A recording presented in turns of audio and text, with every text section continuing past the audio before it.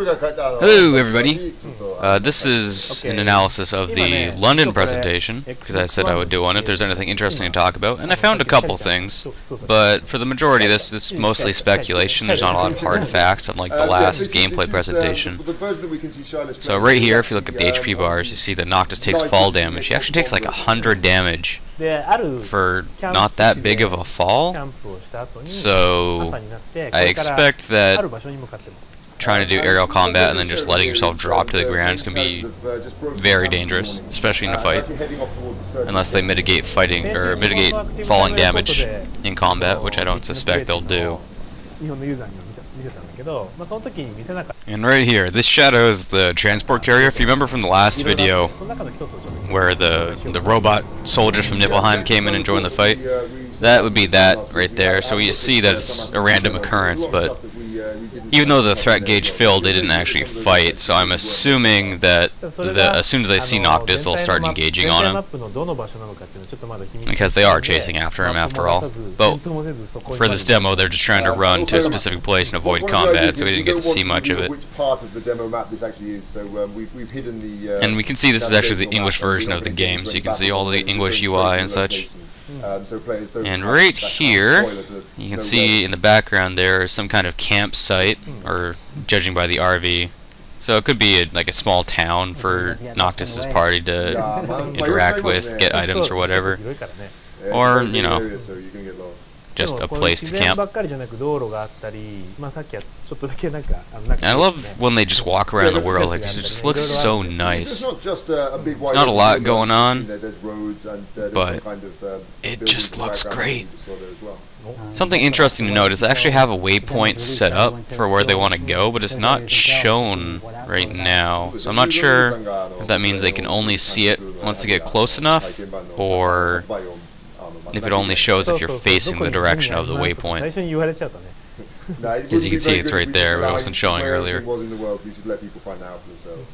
And then right about here, even though if you look really closely, you can see that there are no enemies nearby, but the threat gauge fills all the way to the max as Noctis keeps running.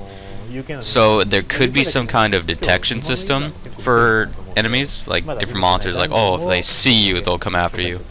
And right here, Noctis runs from the fight, so after a fight breaks out, if you run a certain distance away, you can escape the fight. And you see the threat indicator fills again, so that possible detection system comes into play.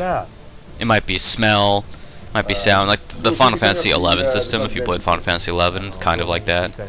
You also would see it in Xenoblade Chronicles. I know a lot of people like to make a lot of comparisons to that game with this one, and there's similarities to be drawn for sure. I see this threat gauge, you actually see where the enemies are. They're right here, but they were super far away when the threat gauge started filling.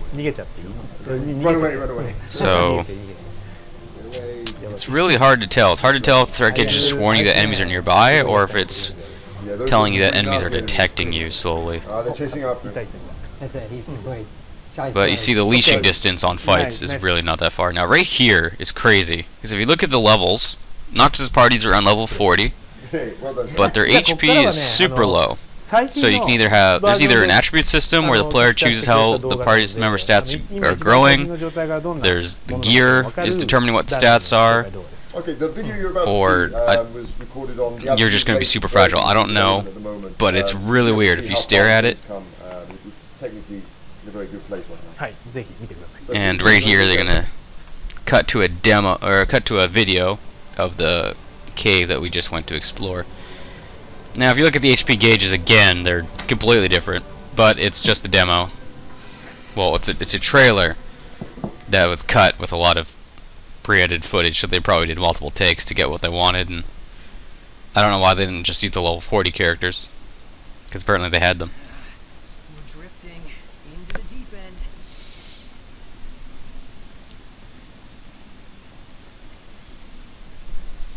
end. Now there's actually not that much to talk about for this pre-cut trailer here. I mean, it's a nice looking trailer, some cool stuff, but as far as analysis goes, there's not too much to talk about.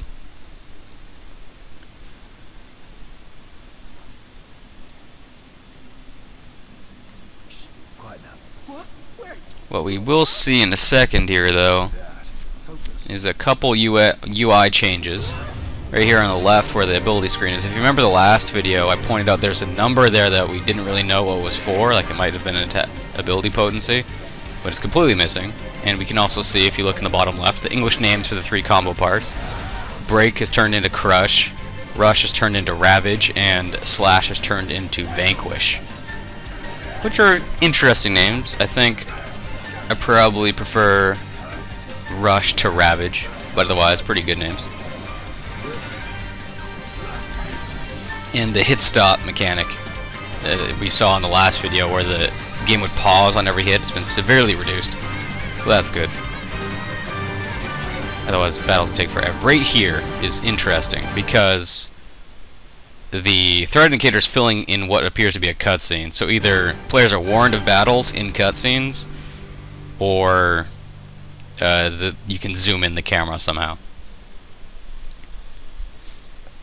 Now what I'm doing here is I'm showing you the National Geographic-esque video they also showed in this presentation.